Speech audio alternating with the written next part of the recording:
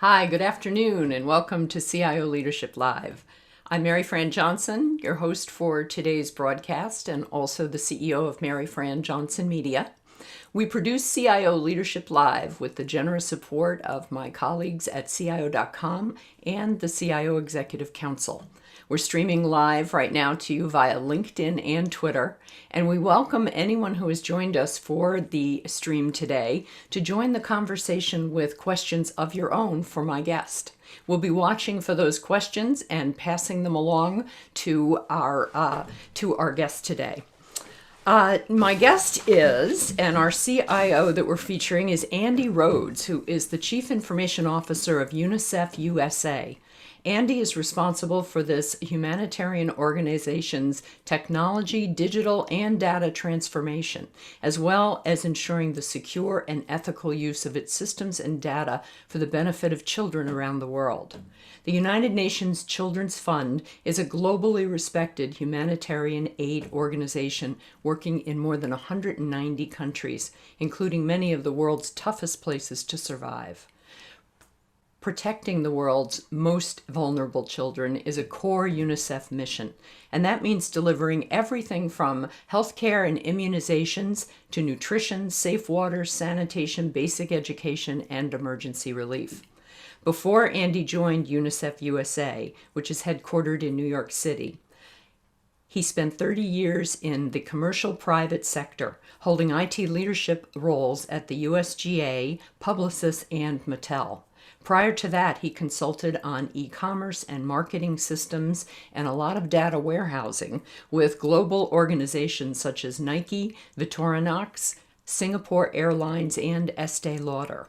Andy currently also serves as the president of the board of directors for Providence House, which is one of New York City's most successful social service programs. Andy, it's a pleasure to have you here today. Thanks for joining me.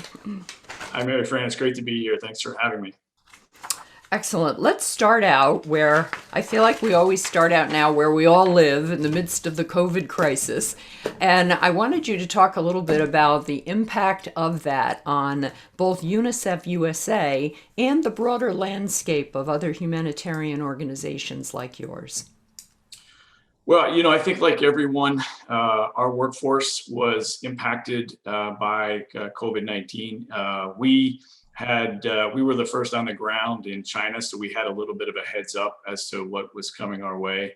We were also involved, obviously, in Italy and Spain, and saw some of the outcomes that were occurring there. So, we knew that this was something we had to get ready for. We closed our offices in early March and sent everybody home to work from home. Mm-hmm. We spent a great deal of time making sure that our staff was safe and comfortable, Mm-hmm. that they had what they needed in order to keep themselves safe and comfortable and keep their family safe and comfortable.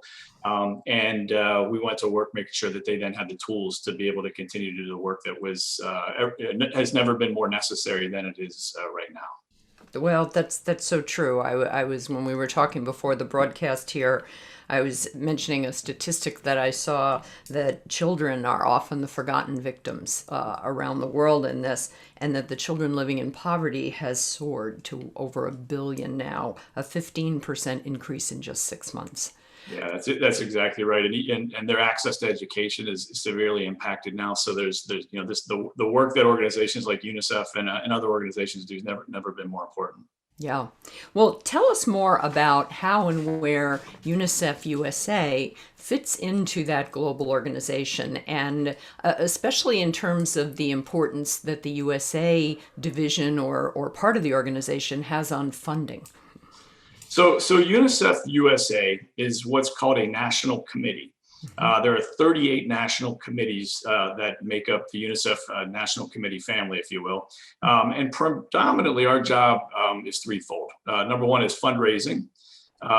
Number two is education. We want to educate the American public about the plight of children around the world. Mhm. And number three is advocacy. We want to advocate for children's best interests around the world and in the US. We actually spend a great deal of time advocating on children's behalf in the U.S. to get laws changed, for example, around child marriage is something we've worked on in order to ensure that kids in the U.S. have the best outcomes as well. We also have a collection of volunteers. We have a collection of high school and college clubs in the USF or in the USA that do that sort of work for us as well. So it's really multifaceted. It's advocating and making folks in the US aware of the plight of children and generating funds from folks like you and me, from corporate partners, from foundations, people who care about the kids around the world want to help. Yeah. Well, and how has in terms of fundraising since the pandemic hit, what has that been like for UNICEF? Well, there were a couple of impacts. Number one, we do a great deal of our fundraising face-to-face, meeting with folks like you and me to explain the work that UNICEF does and find avenues for folks to help, whether it's individuals or corporations or foundations. So we've had to move a lot of that, and actually all of that, to digital means, to things like this, to Zoom meetings in large part. Mm-hmm. We also, though, do a great deal of digital fundraising and direct mail fundraising. And we've indexed heavily on that this year because, that's a way that we can continue to have this relationship and get people access to stories and content that are meaningful to them so that they can continue to engage with the organization. Mm-hmm. And I must say, the American public has been amazing. We actually finished our last fiscal year with a record year of fundraising. The American public has really responded to the needs of kids that we serve. So we're excited and we're optimistic that we're going to be able to continue to do the work that we do. Yeah, excellent. Well, and I know we're going to talk a lot more about the particulars of your digital transformation. That was essentially what the UNICEF, the hiring committee, had in mind when they brought you on. It was April of 2018, so it's been about 2.5 years for you. That's always a big ramp up time for new CIOs, isn't it? Because you've got it's not so much 100 days agenda as that first 2 to 3 years you can get so much accomplished. To segue into that, let's talk about your IT group, the size and the scope of it, and how you've managed this pivot to working from home. So we are a small, lean, but powerful team of 20 people. Yep. That serves the organization, roughly broken up into 3 groups. We have a digital team that manages all of our digital properties and works with our digital marketing teams to manage our web, mobile, and social properties. We have a data team. And the data team is collecting data about all of those engagements, those digital engagements, and even those personal engagements when we had them, and helping our fundraisers get smarter about what a profile of our best advocate is or our best donor, and help them find more. And then we have our operations team, infrastructure, operations, security, which handles the more traditional aspects of IT, office IT, end user computing, security, and those sorts. So, the pivot for us to working remotely, thankfully, started 2.5 years ago when I joined the organization.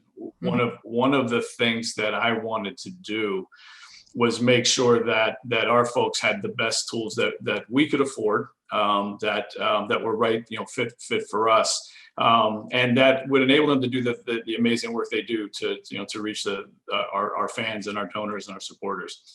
Yeah. So that digital transformation served us well as when we had to pivot. We were mostly at that point cloud-based. So we had predominantly moved our applications, both our business applications and our fundraising applications, into the cloud over the past few years, and that allowed us to operate pretty seamlessly remotely. It was part of a plan to create a remote and agile workforce. We just didn't know that it was going to have to be activated so quickly and on this scale. But so far, so good. Well, I've talked to so many CIOs who had projects like that underway, like you were a good way through a cloud migration. But the thinking was it was going to take another year or 2 before everybody got on board with things like, maybe there was a new collaboration system that had a lot of video in it. And I've had so many of them say what we thought would take 2 years took 2 weeks. So that's it shows the incredible adaptability of human beings, doesn't it? It does indeed. Let's talk a little bit more about what you were in the midst of transferring over to, because I know you have an incredibly dedicated staff, as small as it is. You had completed the migration to a new cloud ERP system, and then your digital marketing platform, which is probably your most important organizational asset. They were both pretty well underway when the pandemic started. What had to be done to finish them up? So we had those two enterprise class projects going on at the same time when the pandemic hit, and we were about halfway through both of them. And in the traditional sense, teams get together and you create conference rooms and war rooms and things like that, and flip charts on the walls. Yeah. Right. All of that goes away when you have to work remotely. So, great thanks to our partners, our implementation partners, and our staff. People found ways to get, to do that kind of work remotely, leveraging, mediums like this, lots of conference calls, lots of video calls. But both teams were able to get those projects over the line in the middle of the pandemic, while they were all managing their own lives. In the middle of this, and I think big thanks to our partners who helped us do that. But our staff is incredibly resilient. One of the great things about working for a cause-based organization is that people are generally here because they believe in the mission and they believe in the cause. Yeah. And so that esprit de corps really helps you get through the tough times. And these were really, obviously very tough times. So our staff rallied, they stepped up, they knew the impact of, the work that we were going to be able to do once we put these new systems in. You're right, the ERP system and the digital marketing system are in place. And we're starting that realization of benefit phase now. So it's very exciting. Good. Well, because I know one of the things we're going to talk about is the Halloween angle that we have on our call today about the UNICEF digital trick-or-treating. I've already been on the site, and I sent a link and a picture to my son, who's got 3 little girls under the age of 10, and I think they're going to be all over that. But we're going to come back to that. In the meantime, I wanted to follow up on something you told me earlier, that you're already beginning to implement the kind of changes you need to eventually bring people back into the workplace. What is that going to look like? You mentioned modifications to the technology, the process, and the workspaces. So it's all three of those things, and some of those modifications obviously we had to put in place as we began our work from home policy. But we know that coming back to the workspace is going to be very different. Distance is going to be important. Capacity management is going to be very important. Mm-hmm. And even just managing the flow around the office is going to be important. So we're working with our facilities teams right now to map out what that's going to look like. But suffice to say, it'll be a limited number of people in the office at the same time, so that we can have safe and effective distancing that's required. So we're looking at scheduling systems to be able to allow people to schedule when they want to come into the office or if they need a room. It'll be interesting, right? Conference rooms may not be in demand anymore as they once were, because the ability to put a number of people in a room is probably going to be limited for the time being. But we want to make sure that people have the right equipment to be able to teleconference, even if they're across the floor from each other. That may be the way that people will have to get together.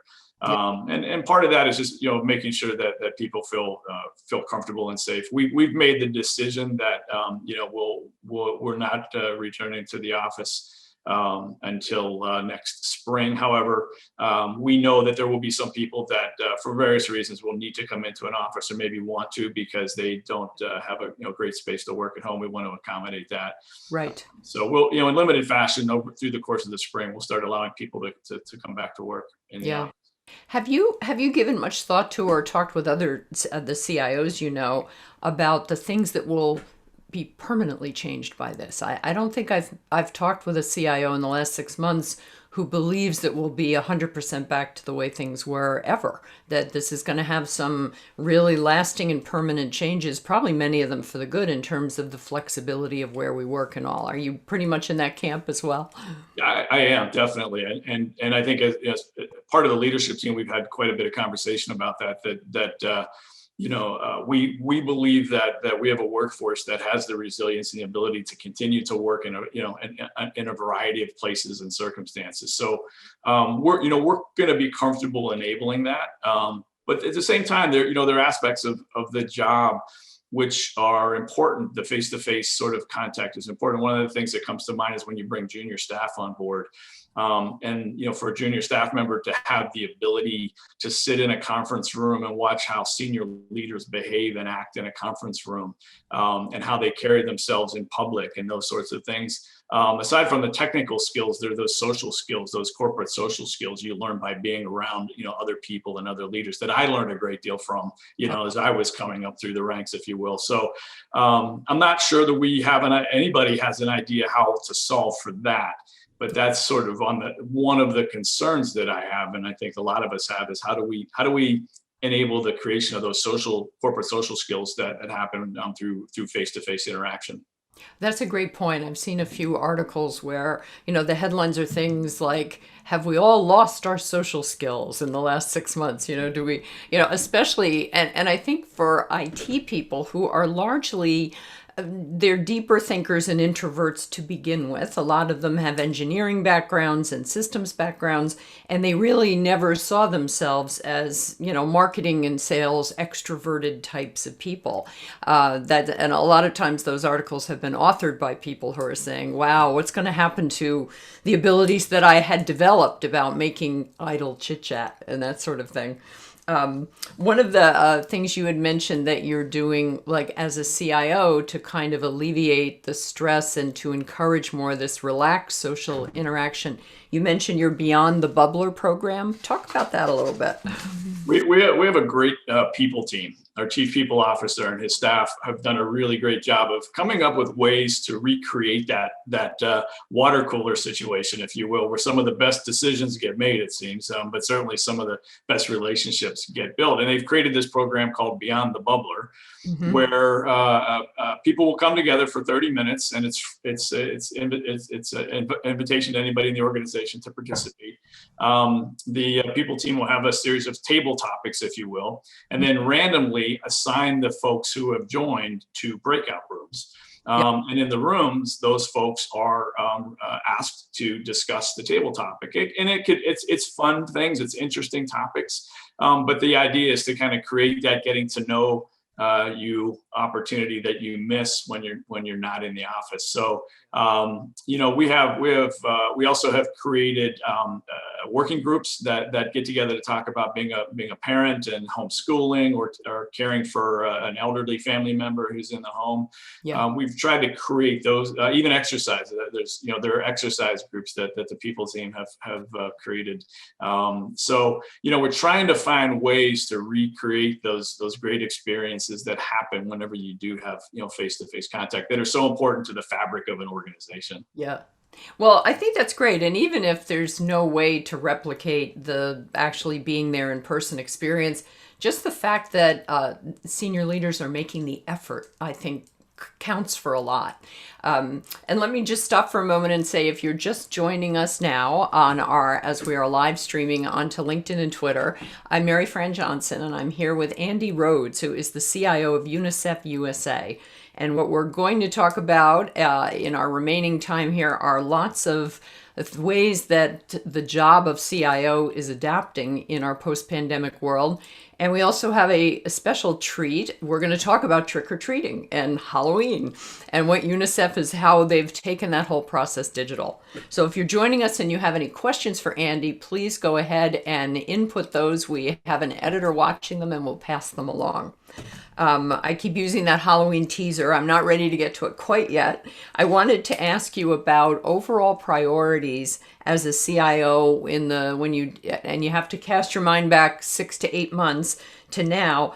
What shifted up and down on your own strategic list of the things that you're paying attention to? Because a lot of times CIOs can tick off right away the top 3 things that they're watching, and usually it's cybersecurity and data and some sort of trying to recruit new staff. What are some of those top items on your list these days? Well, cybersecurity, as you said, is always on the list, but it's at the top of the list right now. The fact that we have a workforce working from home on a network that we can't control, despite the fact we have them working on secure devices. It still creates a certain amount of risk that we had occasionally. We'd have obviously people occasionally working from home, but now you have it in mass. So that creates a whole new set of opportunities for the bad guys. So we've really focused a lot on security awareness training, even more so than we might have, at this time of year, and making folks aware of how to be safe at home when in a cyber world. And we pay a lot of attention to that and talk a lot about that in all aspects of the technology department, no matter what the projects are going on, what projects are executing at the moment. So that's always top of mind. But I think as we look forward and we think about engaging with our constituents digitally for probably for quite some time, we're really looking at what are the tools that we can invest in or build or borrow or acquire that are going to continue to allow us to build those relationships with our constituents. One of the things that we will lose this year is our ability to have our balls and our galas, which are great experiences for our supporters and our donors to come and experience the UNICEF brand and celebrate the work that UNICEF does.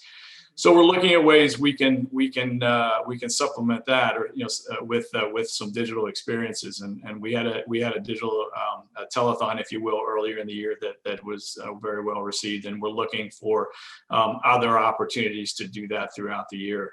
The business that we're in the U.S. is engaging with supporters and donors, so it's really trying to figure out what are some ways we can continue to maintain those relationships with our fans. Right. Well, and this does seem like a perfect segue into talking about Halloween and digital trick-or-treating. Tell us about that program and how it's doing. So this is the 70th anniversary of the UNICEF's Trick-or-Treat program. We've been trick-or-treating for UNICEF for 70 years now. Folks probably remember the little orange boxes. I certainly do. That was my first introduction to UNICEF, a long time ago. And of course, this year, Halloween's not going to be the same, but we didn't want to lose the opportunity to have kids participate in UNICEF's work through Trick-or-Treat. So we have created a virtual trick-or-treat program. You can go online and find it at trickortreatforunicef.org. And this allows kids and their parents and family members to create their own custom, almost peer-to-peer fundraising approach, where they can get a custom QR code and a custom URL that they can then share with their friends and families, that allows them to trick-or-treat safely and to have a virtual trick-or-treat party, Halloween party, and ask for contributions at the party. There's any number of ways that folks can engage with the program, but we're really excited about it. We've had a very successful program through schools called Kid Power that has allowed kids to participate in activities that earn them digital coins, if you will, or virtual coins that they can then apply to causes that are important to them and that we support. We're doing the same thing with virtual Halloween. So in addition to being able to raise funds for trick-or-treat in the normal way, you, for every activity you do, garners you points, and it allows you to use those points to direct your interest towards a fund or towards an outcome, whether it's nutrition or sanitation or WASH, that you want to participate in, that's important to you. So the idea is to give kids a chance to have some agency over the solutions as well. Yeah. Well, and I like, because when you go to the website, and of course, orange is heavily figured as the color on there, and in these great big shouting all caps, it says Halloween is not canceled. It's just going to look a little different this year. Do you have any can you share any numbers or fundraising amounts or anything that it has raised so far, or compare with other years? I mean, you mentioned this is a very big and popular program. How big does it get? It's the popularity is significant, and already so normally we don't start to see those funds roll in until after Halloween, after you've gone out and trick or treated, right? And then you come back home and submit the funds. But we're already starting to see funds come in, which is exciting. We're very confident that it's going to be a successful year for us. And, as important as are the funds, is that it just continues to raise awareness of UNICEF and the work that UNICEF does. And that's in some ways, more important than the funds we generate. The funds are important, it's necessary, but the more people that know about the work we do, the better. And it could, because it helps everybody. Right. Well, we have a question from our attentive listening and watching audience here about how you collaborate with your peers in the other countries. Do you have a regular Zoom call with the other CIOs? What are you guys doing these days, guys and gals? Hopefully, I imagine it's a very diverse group of CIOs. How do you collaborate? It's a very diverse group. It's very exciting to get to know them and work with them and understand, what their challenges are. And we do try to help each other a great deal. A lot of the conversations happen through relationships that have just been built over the years. And it's informal, but we also do have formal, regular get-togethers. In fact, we just had a technology operations and technology virtual get-together, which we normally would have done physically, but we couldn't do. But we spent 3 days together talking about the issues that all of us are facing in this COVID era, how we're responding, what's worked, what hasn't worked. Mm-hmm. So it's a pretty good collection of people that that come together. We probably come together a little bit more now because we're at home and we have Zoom and we have the time. So even ad hoc, I think we actually probably chat a few more times than we might have otherwise. Yeah. Have you seen, were there any action items or immediate benefits that came out of that, kind of from your perspective? I think we're all trying to do the same things. We're all trying to fundraise. We're trying to advocate and educate our populations about the work that UNICEF does. And one of the outcomes that came from that is we talked about, all of us talked about the things that we're doing in regards to digital and digital marketing, for example, and how what we found to be successful as a pivot towards digital marketing and digital fundraising. Mm-hmm. Some countries are further along on that journey than others, and so those of us who've made that jump, we're more than happy to share the knowledge with others. Yeah. Well, and digital marketing and just the underlying use of data in fundraising or, in attracting all sorts of attention has been something you've been involved with long before you came to UNICEF. Talk about, that all that data at the core and what you see as maybe some of the most important trends in digital marketing today.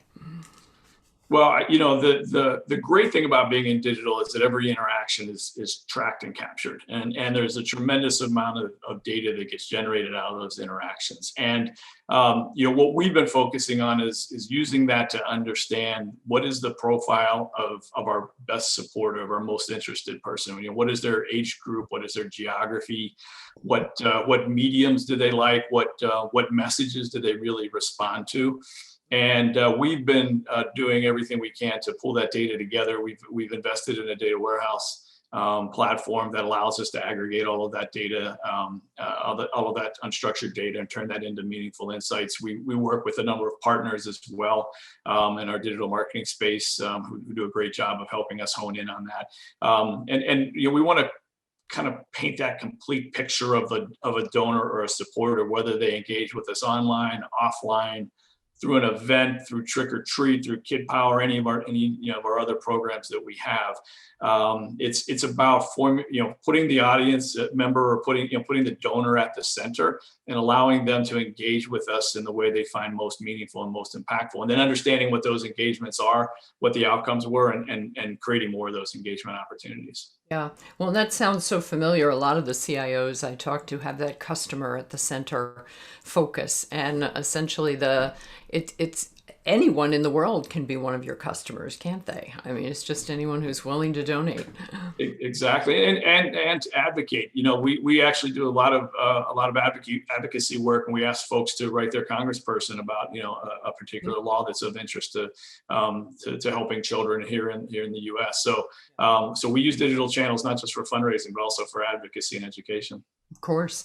We have another question from our watching audience, and this one is about your cloud strategy. You'd already mentioned that you were in the midst of a cloud migration when the pandemic hit back in March. What is, in kind of overall terms, talk about what your cloud strategy is? Are you an organization trying to head to eventually 100% cloud, or how do you approach it as the CIO of UNICEF USA? So it's a great question. In assessing who we are as an organization and what we need to do and how we need to do our work, I felt like that we could be a 100% cloud organization. We do a lot of work, or had been doing a lot of work, in the field, if you will, in the U.S. of meeting with donors and meeting with supporters and meeting them where they are. So I wanted us to be a collaborative, agile workforce, whether we were 6 feet away or 6,000 miles away from each other. So the strategy that I put together was based on security, mobility, and availability. So I wanted to make sure that all of the assets that folks needed in order to be successful could be accessed from anywhere in the country, even in the world, if need be. And so that's led us down a path where we are very, very close to retiring our on-premise and other data centers, and being fully migrated into the cloud.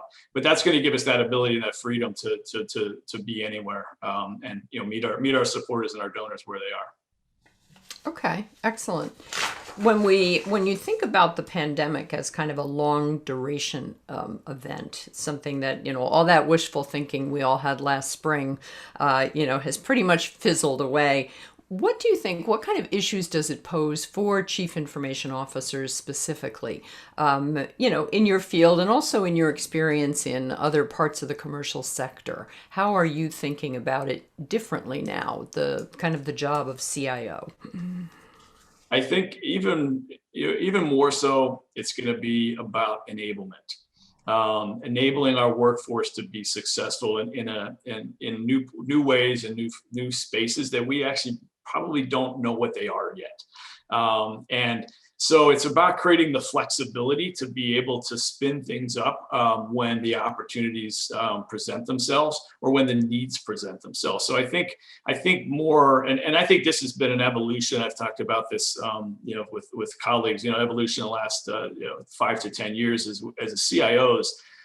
We've become less builders and we've become more brokers of technology. And so my goal is to create foundational systems, foundational data points, access methods that allow us to bring the best tools to bear for the staff and for the organization. Mm-hmm. And so thinking less about building infrastructure than enabling tools and enabling opportunities. Mm-hmm. Excellent. Let's we talked about UNICEF USA and the Halloween angle, which is just so timely, and thank you for all of that. I wanted to talk about some of the other innovations that you've been able to drive with technology, where you are, especially on the leading edge with using drones for very important deliveries of vaccines and other medicines around the world. Talk about your innovation fund, about the startups that you have already invested in the drone space, and just overall give us the whole 411 on the drones. So drones are a really exciting place for UNICEF to be right now. Mm-hmm. There are a number of organizations that have come to us with ideas around using drones for a variety of use cases. In fact, there's a consortium of nonprofits, NGOs that are working together to identify what are the most critical things that we could potentially use a drone for. And at UNICEF, we have an innovation fund where we seed fund organizations that are doing things that we believe can help solve some of the challenges that we're facing. And one of them is delivery, vaccine delivery, which is obviously very timely. And we funded six organizations now, seed funded six drone-based organizations to help come up with solutions to some of those challenges. We also worked in Malawi to establish what we call a drone corridor. It's about a 5,000 square mile area where drones are able to operate unimpeded up to about 400 meters above ground, so that we can use that as a proving ground, if you will, for some of these use cases and for some of these organizations that we're funding. And the fund and the opportunity is open to any organization, university, other nonprofit, individuals, anybody who wants an opportunity to test their technology out can apply to participate in the program, and potentially get some funding from the Innovation Fund. Okay, interesting. The You had also mentioned that the world's largest humanitarian warehouse is in Copenhagen, and that is and that there's just very interesting applications of very common technologies that happen as part of all this. Give us an example of that. Yeah, so in Copenhagen, we have a warehouse that is fully automated. It allows us to pick, pack, and load a 747 and have it on the ground in an emergency in about 72 hours. And we do that through the same technology that any other 3PL or any other e-commerce organization might use for warehouse management systems. And we use data to also, as a lot of companies do, to predict what are the supplies we need and what to fill the supply chain with, based on time of the year, weather patterns, disease patterns, and things of that nature. So we, just like a lot of organizations, we do a lot of predictive modeling around what to acquire, where to pre-position it, how to get it there the fastest and most efficient way, so that we can be ready when the worst happens. Yeah. When you think of the very leading edge of technology, and some technologies that are around now, but I've heard them described as technologies in search of a raison d'etre, essentially like blockchain in some industries. What are the ones that you watch most closely? And do you have anything going on with blockchain? Yeah, blockchain is definitely one of them. When we talk about transporting goods or funds from point A to point B, the success of that transportation is critical, because it can mean lives saved. So the opportunity to use blockchain to have an immutable ledger, to be able to see the chain of custody for whether it's funds, cryptocurrency is another place where we're making some investment as well. But the idea to be able to get that item from point A to B, and know exactly who had their hands on it, how long it was, if in the case of a vaccine, how long it was perhaps out of a cold storage situation. Those sorts of things are really important to us. So blockchain is definitely something that we're dabbling in pretty significantly.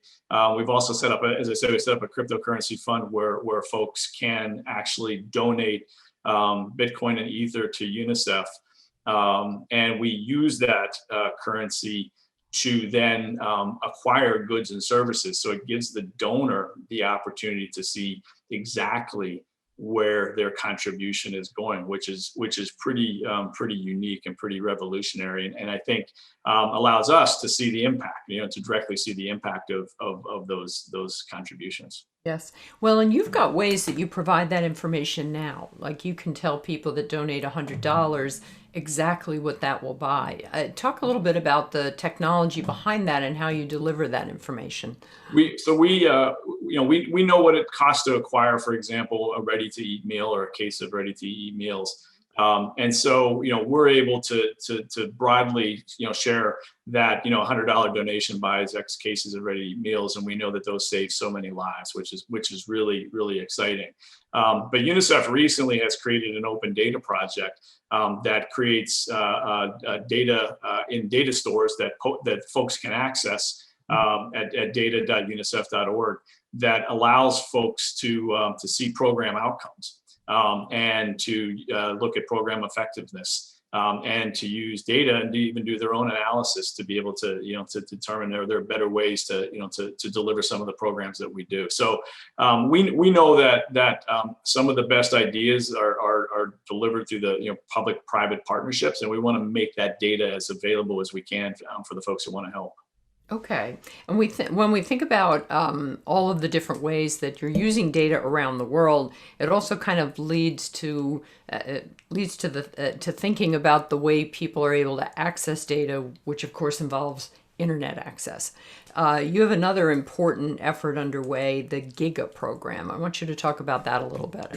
What is that exactly? Yeah, GIGA is really exciting. It's another one of those public-private partnerships. We're working with Ericsson, for example, Ericsson Cellular, to enable internet access in schools in 10 countries. So, one of the biggest challenges that we have, the kids have, one of the biggest disadvantages they face today is when they don't have internet access. And again, that's been exacerbated by COVID, because they're, many of them are required to homeschool. And in many of the places we work, the internet access simply isn't there. So the idea behind GIGA is to quite literally map every school in a country and identify their proximity to internet access. And for those schools that don't have internet access, is to work with the providers in the region to get them that internet access, because that gives them access to, to a whole host of educational opportunities which they just don't have. And again, becomes even more important in this era of COVID, to be able to map, to enable communities to have internet access to those educational platforms. Yeah. How much have you been able, how far along are you with the project? What have you been able to accomplish so far, and how much farther do you need to go? But, there's a long way to go, but a lot of progress has been made so far in the mapping aspects of it. So we're able to do geospatial mapping to understand where the internet access points are relative to the schools and the villages. So we're in that stage right now, but we have some partners that are lined up with us, Ericsson being one of them, that's committed to helping us in 10 countries build that internet access, which is really exciting. Okay, good. Let's segue to the final things I always ask about on these shows, is about leadership lessons and things that you have learned as you have gone through your career, balancing all the different competing demands on your role. And of course, you have a very unique experience having gone from the commercial sector into nonprofits. It's like going from private enterprise into government or non-governmental roles. What has managing through the crisis of the last 6 months taught you about your role as a leader? We'll just start with that. I think what I've learned is that relationships matter. Relationships really matter. The time and effort that you put into building the relationships with your partners, with your vendors, with your staff, your business partners, really pays dividends when you're in a crisis situation, because you're forced to make decisions quickly. Yeah. And you're forced to come together and sort of, push away all of the other baggage that often comes with these decisions, and really get to the core and make those decisions. And I think having those relationships in place with my team has allowed me to have great trust in the things that they're telling me that we need to do and that we want to do. Allows me to have great trust in my vendors. As I said, we delivered 2 enterprise class projects in the middle of this pandemic. It's allowed, and I think it's allowed my partners on the leadership team to have trust in me that I was going to make the decisions that were going to keep us running through this pandemic. So if anything, and it's something that I learned early on in my career, I've worked for some great CIOs and had some great mentors. And it's something that I learned very early on, was that building those relationships was critically important. And as I said earlier, I think that's the thing that we're going to be most challenged by in this remote situation, is having that ability to foster those relationships and build those relationships that in a way that we were able to when we could get together. Yeah. Well, I think at one point when we were getting ready for this conversation today, you essentially said the technology will sort itself out. The rest of it is all about the relationships and the trust. You said something else as well, that knowing your business and your markets at a very deep, and maybe that's one of those leadership tenets that goes without saying these days. But I wondered how, when you moved over from 3 decades in the commercial private enterprise space into the nonprofit space, what were the sort of things you had to learn? How did you help yourself make a successful transition?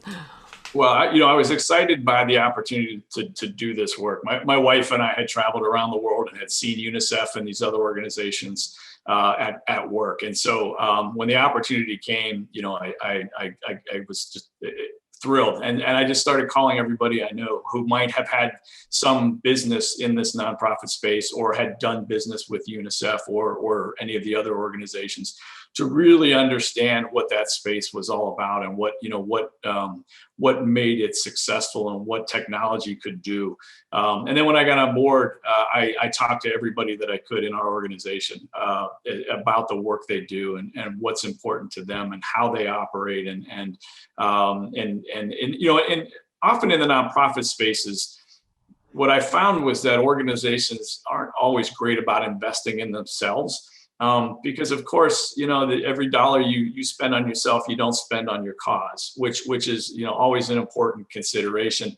But at the same time, it's important to continue to invest in yourself so you can deliver the results that you need to, that are so important. And so I really wanted to understand why some of the decisions might have been made in the past to invest or not invest. Only as a guide to understand how I could make sure we were going to make the right investments. And the staff was amazing. They opened their doors and many lunches and coffees later. I felt like I felt like I had a reasonable understanding of how the organization works. But there's always something new to learn. Was there anything really fundamentally different about being in the nonprofit space versus the private enterprise? Because many of the CIOs tuning into this or listening probably haven't experienced that and might wonder what that's like. Well, you have the same challenges. You have budgets that aren't big enough. You have business opportunities that are coming faster than you can be ready for it. So all of those things remain. It doesn't, that doesn't change in the nonprofit sector.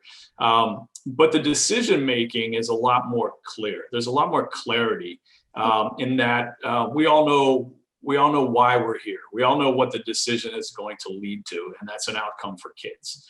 And so that's a lot easier to get to the decision point whenever that's the mindset. You're not working for Wall Street. You're not working for somebody else's opportunity. It's really about the mission, and that creates a lot of clarity in the decision making. That clarity is often, my experience anyway, is often missing in the commercial sector. That is a really great point, and I think very well expressed as well. I know a lot of CIOs struggle with that, trying to make the IT organization feel more connected to the business mission of the company, because there's always that problem about IT being seen as just an enabling island off to the side somewhere. So that part of it has obviously been a lot more rewarding for you at UNICEF USA. Thank you so much for joining us today. It was really great having you on the show.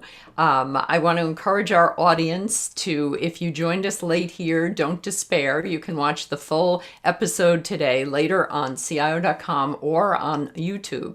And please take a moment to subscribe to the YouTube channel called IDG Tech Talk. You'll find all of the 50-something video shows and podcasts that we've done previously with other prominent CIOs in the industry. I hope you enjoyed today's conversation as much as I did with CIO Andy Rhodes of UNICEF USA, and that you'll join me for our next episode of Leadership Live in 2 weeks. Well, I'll be back on Wednesday, November 4th at noon Eastern, and I'll be joined by CIO Steve Haendel of Holman Enterprises, which is a leader in the automotive industry. Thanks so much for tuning in today. Thanks so much to our guest, Andy Rhodes. And a special thanks to all of my colleagues at CIO.com and the CIO Executive Council for their sponsorship of this program.